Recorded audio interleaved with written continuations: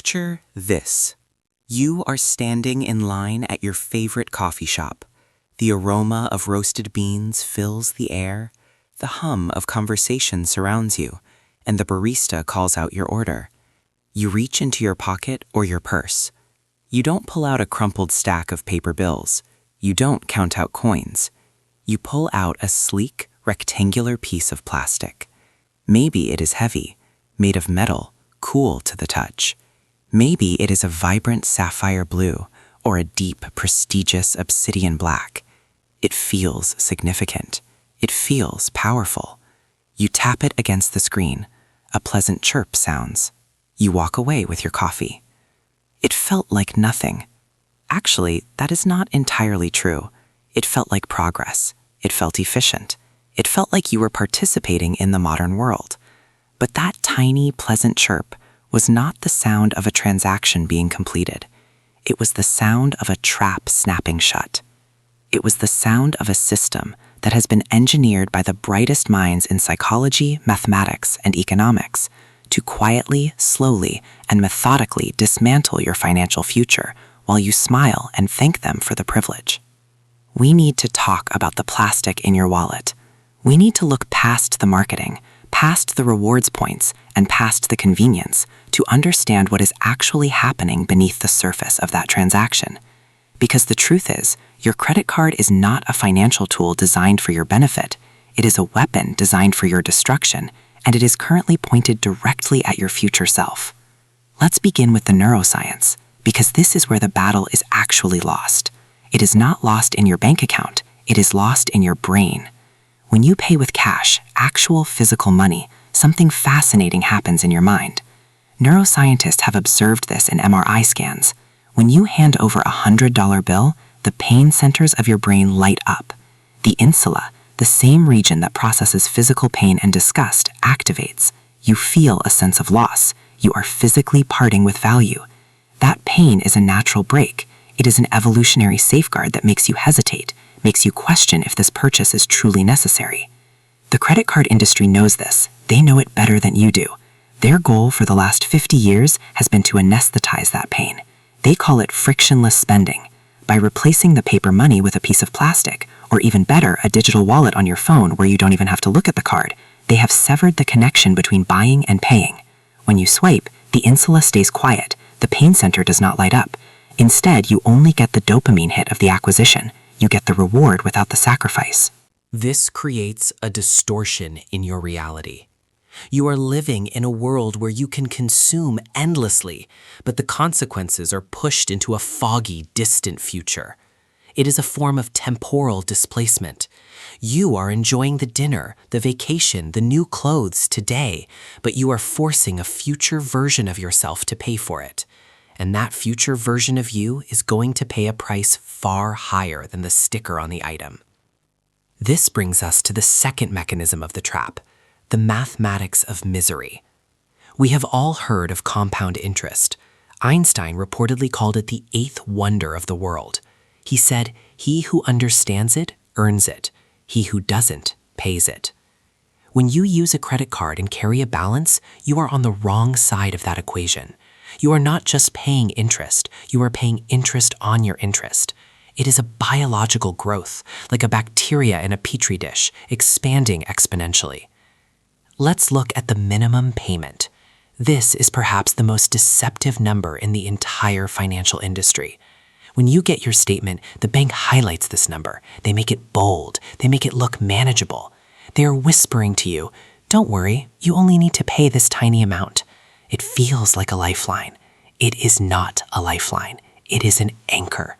The minimum payment is mathematically calculated to keep you in debt for as long as possible without you defaulting. It is designed to cover the interest and a microscopic sliver of the principal. If you owe $10,000 and you only make the minimum payments, it could take you decades to pay it off. And in that time, you will have paid double, triple, or quadruple the original amount. That coffee you bought, it didn't cost $5. By the time you actually pay for it with interest, it cost you $15. That television, it cost you the price of a small car. You are voluntarily entering into a cycle of indentured servitude, working hours of your life away to pay for moments of pleasure that have long since evaporated. But the industry is clever. They know that if it were just about debt, you might get scared and leave. So they introduced the most brilliant psychological hook of the 21st century: gamification.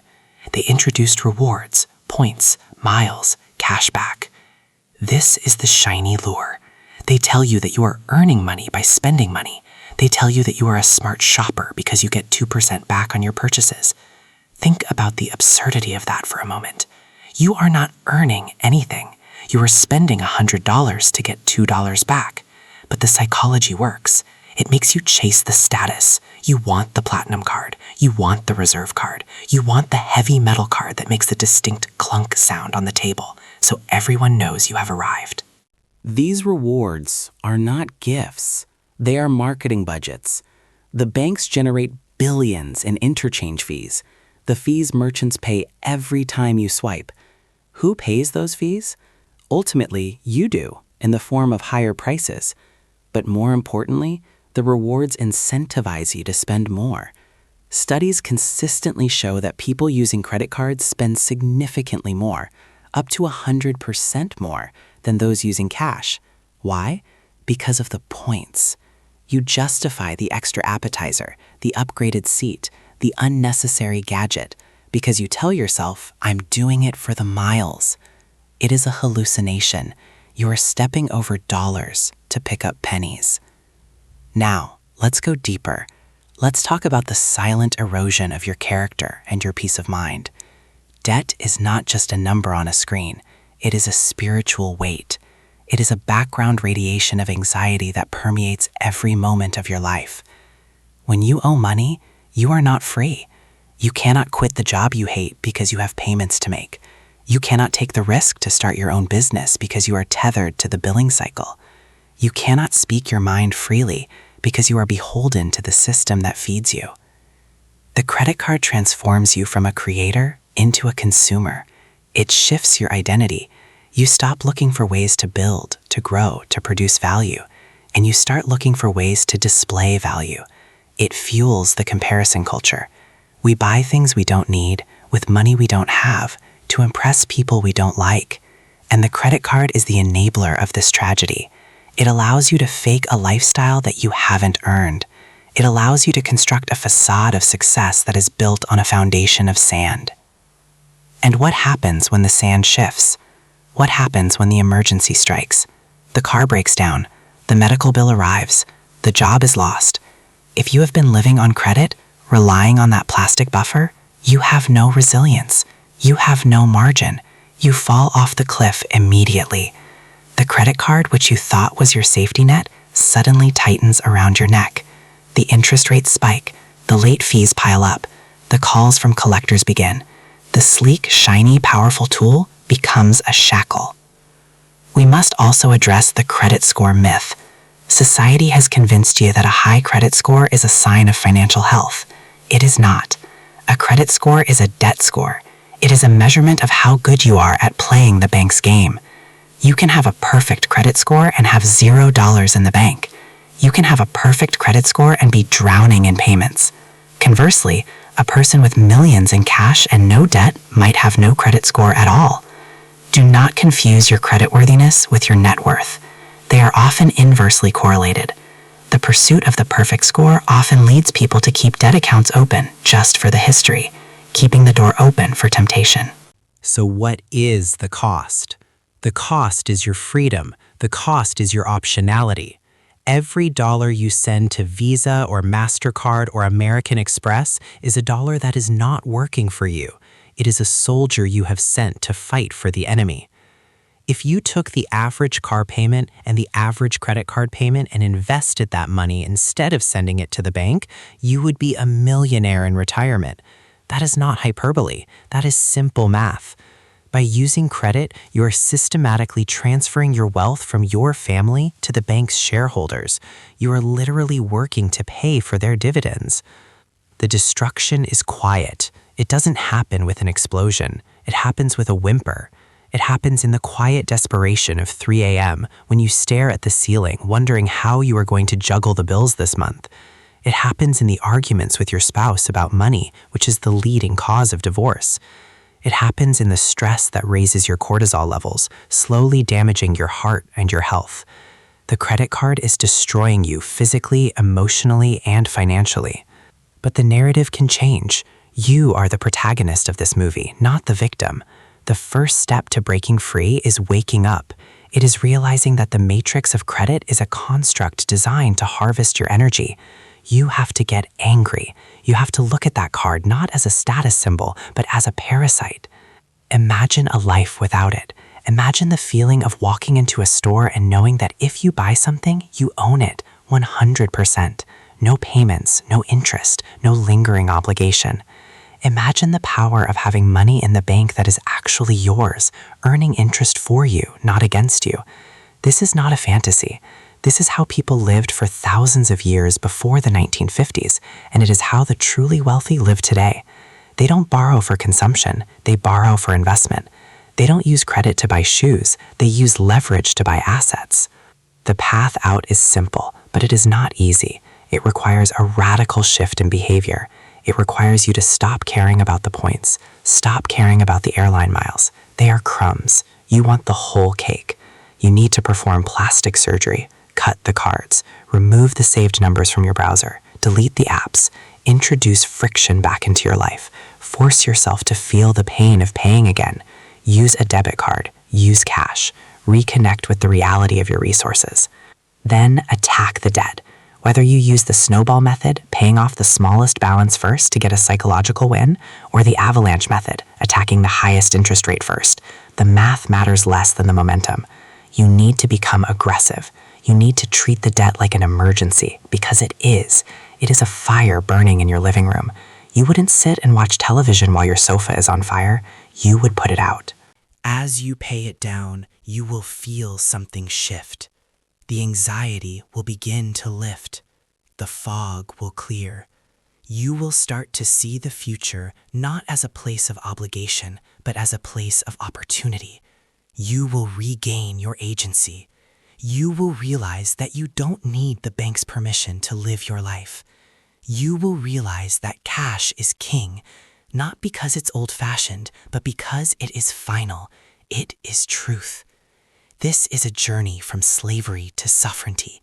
It is about reclaiming the fruit of your labor. The system is designed to keep you on the hamster wheel, running faster and faster but getting nowhere. The credit card is the motor of that wheel. Unplug it. Step off. Walk on solid ground. The world wants you to be a debtor. The commercials, the influencers, the pop-up ads, they all scream that you deserve it now. They lie. What you deserve is freedom. What you deserve is peace. What you deserve is the ability to look at your bank account and see a number that grows because you own it, not a number that shrinks because you owe it. Do not let a piece of plastic dictate your destiny. Do not let a bank determine your self-worth. You are more than a credit score. You are the architect of your life, but you cannot build a skyscraper on a foundation of debt. Tear it down. Meaningful wealth is built slowly, intentionally, and quietly. It isn't flashy. It doesn't make a satisfying chirp sound at the register. It sounds like silence. The silence of sleeping soundly at night. The silence of having no one to answer to. The choice is yours. You can keep swiping, keep playing the game, keep chasing the points while the chains get heavier. Or you can stop. You can opt out. You can choose to be the anomaly, the person who pays with their own money, the person who is free. This is not just about money. It is about your life. It is about the years you have left on this planet. Do you want to spend them paying for the past or investing in the future? The credit card is quietly destroying you, but the destruction stops the moment you decide to stop participating. The moment you decide that your freedom is worth more than their convenience. It is time to make that choice. It is time to cut the cord. It is time to reclaim your future. If this message resonates with you, if you feel that pull in your chest that says, "This is me, I need to get out," then you are ready for the next step. You don't have to do this alone. There is a group of people who are waking up, just like you. People who are trading the illusion of credit for the reality of wealth. We are building a movement of sovereign individuals who refuse to be products for the banks. We are sharing strategies, support, and the hard truths about money that the system tries to